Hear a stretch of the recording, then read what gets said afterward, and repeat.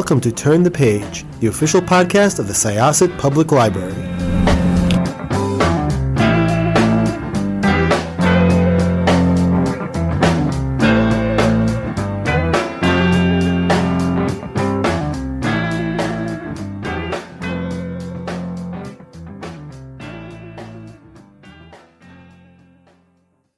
Hi, this is Jessica with Syosset Library's Turn the Page podcast, and our author guest today is... I am Eliza Jane Brazier, and thank you so much for having me. Thank you for doing this. I jumped immediately at the book description when I saw it come up, I was like, oh, we need to do this. This is very meta because podcasts are really big in your story if I disappear.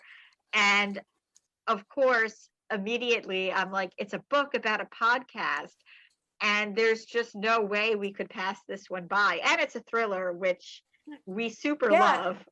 Yeah, no, it's like a tie-in right there. Oh my gosh. So tell us about this book, If I Disappear. So it's about, kind of, as you sort of alluded to, it's about a fan of a podcast. In this case, it's a true crime podcast.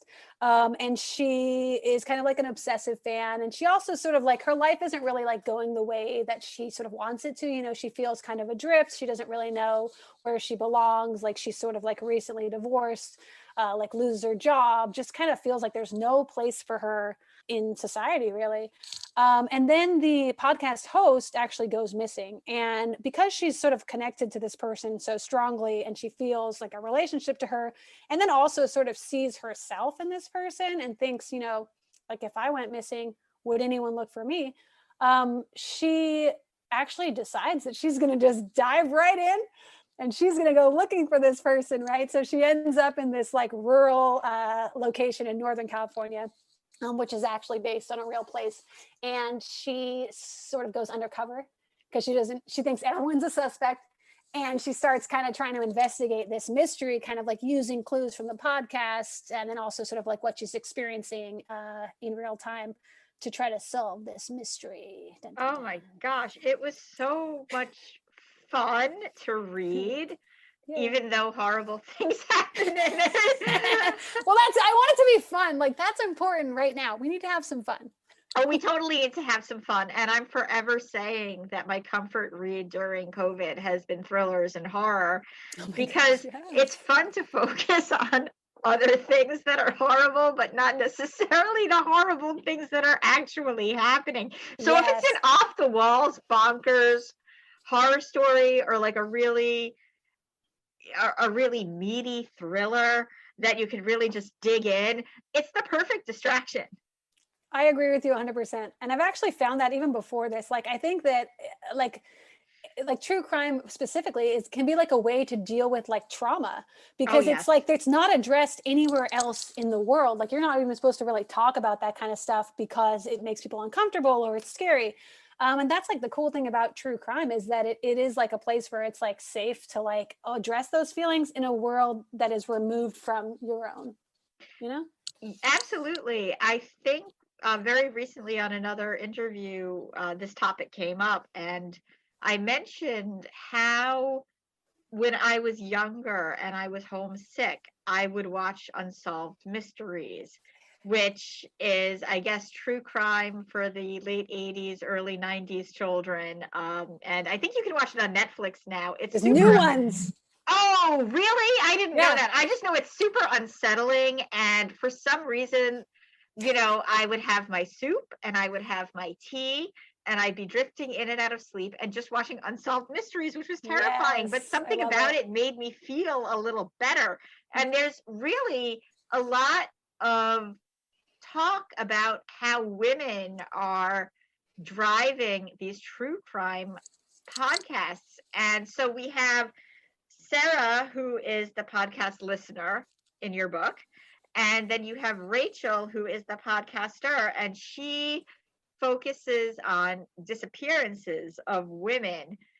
And the two of them have just very interesting inner monologues, you know, and you don't really know much. Sera seems to be running from this, as you said, this life that disappoints her, and Rachel seems to be sort of drawing these stories around her to almost like buffer her from her own life. Yeah, for sure. Yeah, they definitely like engage in different ways, I would say, with it, What Sera does, first of all, the town that she goes to, which Rachel disappears from, is it called Happy Camp? Yeah, it's a real place. It used to be called Murderer's Bar. Although I think like multiple places were called that in the early days of America. It was kind of like a go-to. Oh, well, so much, just like when you read some of the names of Puritan children and they're like, whoa, you'd name your kid that? Why? Just why? Like, thou shalt not commit adultery, Jones, or whatever.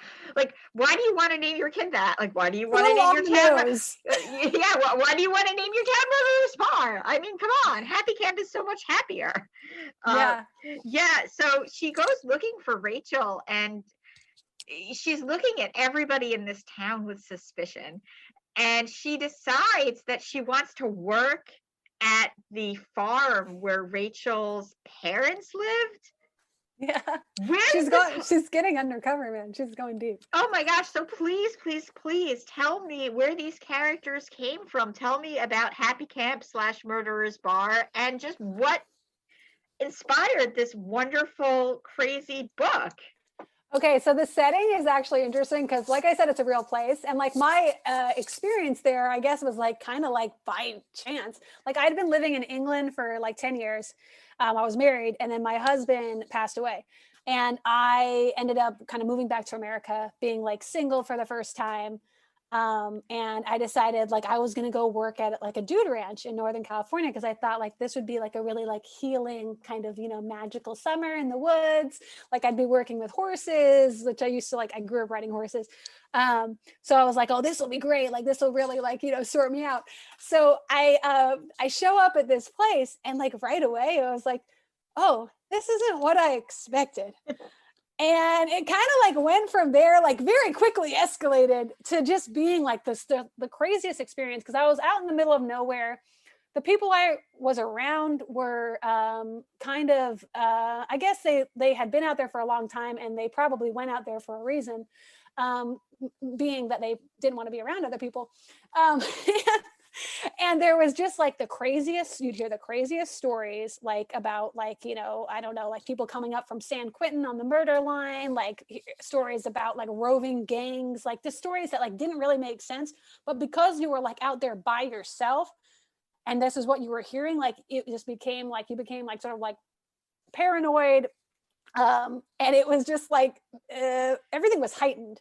And I actually only lasted out there for like 6 weeks before it literally like someone kind of like crossed the line, and I was like, okay, I need to leave because this is actually dangerous. Like these people are in a different world, like for whatever reason. So I use that like for the story, and like obviously like what happens in real life and what happens in the story is like totally different, of course.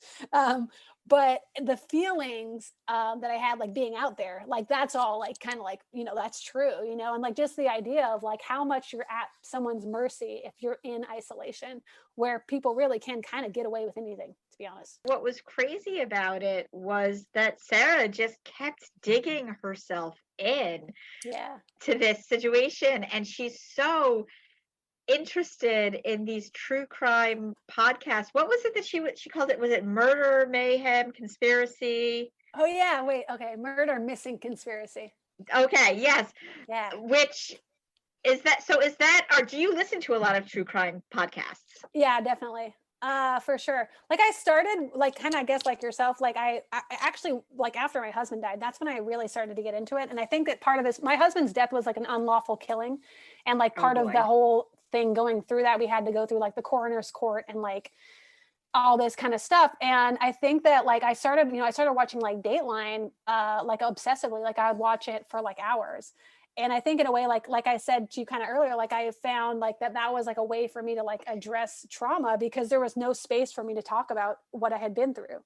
And then from there, I discovered, the true crime podcasts, like My Favorite Murder, like Crime Junkie. And that's when it took to another level, because these are like these women who are like so like smart and funny, and they talk openly and honestly about mental health, about like themselves, about, you know, everything. They created this community of people that is like such a positive and amazing community. Like I went to live events obviously before all this happened, and like the people that I met there, it was like they were so friendly, they were so open, empathetic, like, and it was like just a joyful, positive atmosphere that these people had built. And it really is down to, I think, like Karen and Georgia who created that. I think maybe probably women have always been in some ways drawn to true crime, just because we're more likely to be victims of violence, and also just as a way of feeling prepared.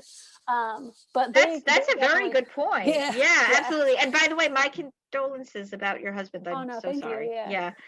For the most part, a lot of women who do find true crime so compelling, for a while, I know that I thought maybe I was just the weirdo who watched Unsolved Mysteries when I was sick, but clearly there's a whole community of Yeah. us.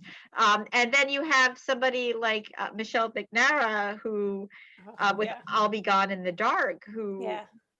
didn't. And that's like, Yeah. yeah, that's even another level. And like that's, I think, kind of just shows like what I would say is like the best in the community is that it brings people who are highly empathetic, who also don't ignore things. I think that and maybe it is, maybe, you know, maybe it's women, maybe it's like authors or people who read and stuff like that we all connect to this kind of thing more, but we don't ignore bad things. I think there's a tendency in the world to like look the other way or to ignore it. And I think that community draws in such empathetic people because they're not content to just look the other way. And people like Michelle McNamara, who actually want to like sacrifice really like her whole life to do something about these things. That's why it brings good people, because it's people who care about people, you know? I think that what was interesting was how Sera related to the people who had been in Rachel's life prior to the disappearance. I know very briefly, Rachel, like in a flashback, Rachel talks about the whole Mother Dearest Dead. Dee Dee, Yeah. was it Dee Dee Yeah. Blanchard? Yeah. Yeah. You know, Rose Blanchard. yeah, yes. Gypsy Rose and Gypsy, Dee Dee, yeah. yes. You just get a sense that her relationship with her mother was fraught, but when you meet her mother, you get the sense that everybody's relationship with her mother is fraught. And you're so, you know, I like that what you do and what the readers hopefully, you know, because I picked this up, you're with Sera and you know that Sera maybe isn't 100% all there, but you also want to find out what happened with Rachel. So you're reading into these conversations that she has with these people that she's only heard about third person through this podcast, and trying to pick up on, like, what do they know? Are they involved? How does this play into Rachel's disappearance? It was so cool because you were like kind of right there next to Sera, and you're like, Sera, please don't do this, but what's going on? Yeah, totally. It's like you said, like I don't mean, yeah, like you can't look away kind of thing, you know? Yeah. Like this is weird, but like I want to know what's happening here. Yeah, as the train kept forging ahead, you're like, oh my gosh, no, what's happening? Yeah. It's like true crime, I guess, in that way, that you're like, okay, I know something bad's coming, and I'm trying to figure out what it is because I can be ready. So the other inhabitants of the town, you have some like Rachel's family and just like a little bit of background stories, maybe how Rachel became interested in disappearances in general. She knew someone who disappeared in her past. How did that whole tapestry come together for you? I think it was probably kind of like organic. Like I don't, from what I remember, I usually do better if I don't outline, because I think I kind of lose, like I start doing like a paint by number. So you're a pantser, not a planner. Yeah, I've tried, but I try to be an outliner because I feel like it's so much much more intelligent way to do things. But I think at the end of the day, you really do have to like just say, okay, I have to do what works for me, even if it's like it's maybe not the most efficient. Yeah, but so for this book, like I definitely tried to like just be open to like spontaneous connections. And I think that as you're kind of writing, like sometimes it'll, your brain is kind of weaving all these things together. And something will just sort of like occur to you like that, okay, like why would she be interested in true crime? Or maybe this happened in her past and maybe that like she really connected to that. Or, why would they think that she had connected to it? Yeah, so for me, it's definitely like a spontaneous connections. I think that's like the funnest thing when you suddenly realize that your character like has a secret that you didn't know and they like tell you and you're like, oh, now I get it. You know what I mean? Yeah, Like all this absolutely. stuff I wrote that like didn't really make sense. And I'm like, oh, that's why Yeah. something. It was just like, it was so much fun to read, and I think it's just going to fly off the shelves Oh, for all of those reasons. I know we talked a little bit before we started recording about the cover. It's beautiful. I know they did such a good job. Like that's like honestly, like they did such a good job because I get compliments on that cover all the time and I get them like I didn't do it, but I'm like, I know, right? Like I think it's beautiful. It's like a work of art. And it's like, even like whenever I got my, the copies of the book, like I was like, this is like the most beautiful book I've ever seen. And that's not because it's mine, because it's like the cover is separate. Like it's its own thing. You know what I mean? Like, and I feel really lucky that I got such a good one for this book. Did you have any say in it? Did they give you a few choices, or were they just like, this is it? Yeah, I mean, I guess I don't want to go like too much behind the scenes, but I definitely like had a lot to say. Like I wrote like kind of like a list of like all the things that I really wanted, and then we like worked together on like getting that, which is really cool because you don't always like. I've definitely, there's definitely situations where people are like, no, we're doing this because they know better. Yeah. But so it was cool to be able to have one that I also liked. But yeah, you have to, I guess, also trust the experts. But this was a really fortunate one where it was like, that is better than anything I ever could have come up with on my own. It's like a cake that you see in a bakery and you're just like, oh my gosh, that's beautiful and delicious. I bet you it's delicious. Yes. Yeah. So do you belong to a writer's group when you write? I know that you're a pantser, so I'm not going to ask about your writing process. Do you work with other writers? Do you bounce ideas off of them? To be honest, like, no. I think that I always kind of like wished I had, but I think it's hard to find people. So I never have had people that I work with as far as like when I'm writing. And a lot of that also has to do with the kind of schedule that I keep. Like I work super fast and turn stuff over like really quickly. So it's like, I don't think I'd ever be able to find somebody who would be able to like, who I would feel comfortable asking, can you just like get this back to me like tomorrow? Cause I'm probably handing it in tomorrow. But so I don't have people that work with me on the writing, but I do have like a group of like women that I who are also like debuts for this year. We actually like joined this group, I guess, in the past 6 months. And we all kind of talk on a Discord chat and we like talk about all the kind of like different aspects of publishing and the struggles that we're having with writing. And that has been like such a like game changer for me because I found writing like really isolating, I think, before that, and kind of depressing sometimes. Like I would get really emotional and feel very like, I'm not getting anywhere. This is terrible. Like every day you're kind of like facing your own inadequacies because the story is you're making the story better. So you're seeing how it's not good. But so that has been like a really like a important thing for me. And then I've been working on a TV show and that is collaborative, which has been bomb because like the people that I work with are so awesome. Like they actually want me to do stuff and they make me better. Like they don't like they're like the perfect collaborators. So that's been really cool. You just opened the door to my next question, which is like, what else are you working on?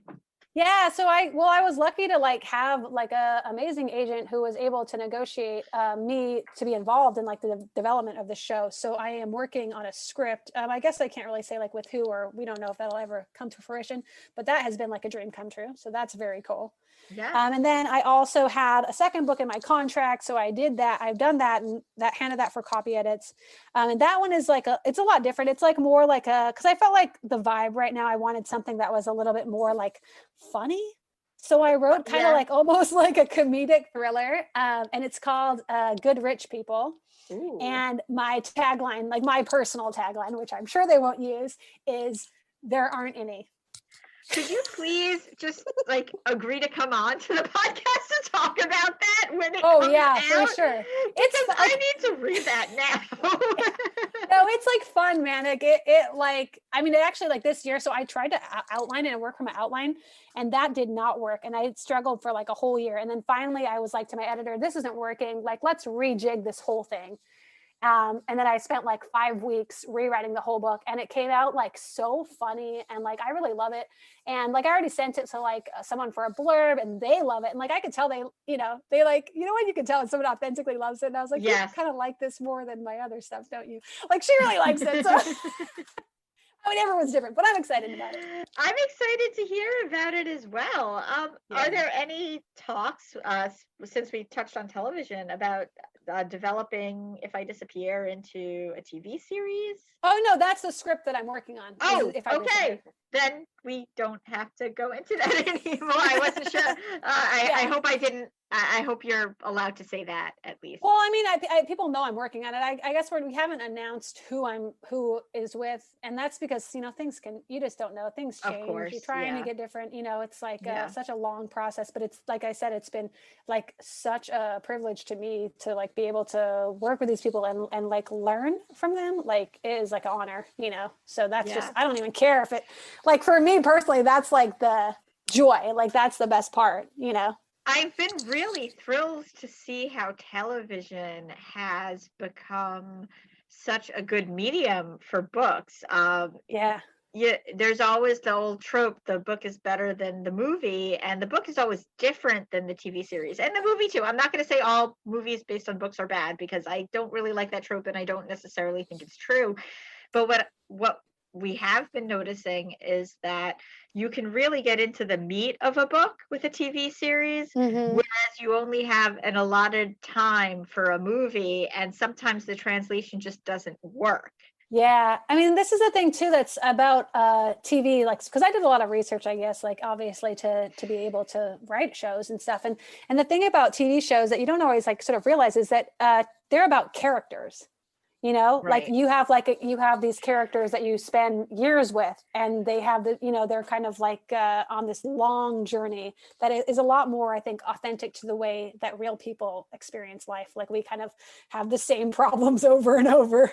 We're struggling with the same things, And so I think that's like the really cool thing about TV is that, like, especially like with this story, like I got to like delve into like every character that I didn't really get to, I feel like, enough with this book. Like I want to know more about people. Like I want to know more about Taja. I want to know more about Clementine. I want to know their stories too. So that is like the cool part about it for sure. Because it's like I got to keep living in this world. I got to keep like trying to and changing things. And how does this affect the story? Or what if we did it this way? What if we did it that way? Like you're almost like able to, because I think everyone, after you publish your book, you go, oh, I wish I could have changed maybe that, or maybe I could have done this better. So it's cool to be able to like explore that and like, oh, what if we made it more funny? Like, what if we made it more, whatever, so that's really cool. So who do you read if you want to read a really good thriller? Oh my gosh, I read everybody. I mean, I would say, like some of I guess like my like all-time favorites would be like Gillian Flynn or like Megan Abbott. One of my like favorite writers that I like talk about a lot is an Irish author, Louise O'Neill. And she wrote like YA books, but they're not really very YA. The first one is like Only Ever Yours, which is kind of about like an alternate reality where like men create women, I guess, like for their, I don't know, pleasure. And allegedly it's an alternate reality. Which is really good and really sharp and feminist. And then she wrote another one, Asking for It, which is also, it's about kind of the perfect victim syndrome. And it's also like very like sharp and inventive. And then I've been able to read like some really amazing books that are coming out this year. So like look out for like Dead Girls by Nixa Effia. Like Lori Flynn Elizabeth's The Girls Are All So Nice Here. Oh my God, that book destroyed me. It's so good. She's so talented. Destroyed me. Yeah, I can honestly say that was one book that after I put it down, I really needed some time. Oh my gosh, she's amazing. And she's been around like for a while, like, and she's written so many good books. And I was like, when I read that, I was like, oh my gosh, girl, like this is like a different level. Like I was like, It damn. it really Oh my is. gosh. Yeah. Yeah. Whenever people ask me for book reviews and I'm like, how badly do you want to be wrecked by a book? Because that one will Yes. wreck you. It's so good. And she's so like nice as well. And then the last one I was going to say is May Cobb, The Hunting Wives. That's another one to look out for. That is a fun one. Oh, awesome. That as one's well. already on my list. Very cool. Yeah. Well, this book was great. The story is so much fun to read. I think everybody's going to love it. And I thank you so much for coming to talk to us about it. Thank you so much for having me. It was a pleasure. So once again, this was Jessica with Syosset Libraries and Eliza Jane Brazier. And we are going to close this chapter of Turn the Page. It's time to close this chapter of Turn the Page. Join us for the next episode.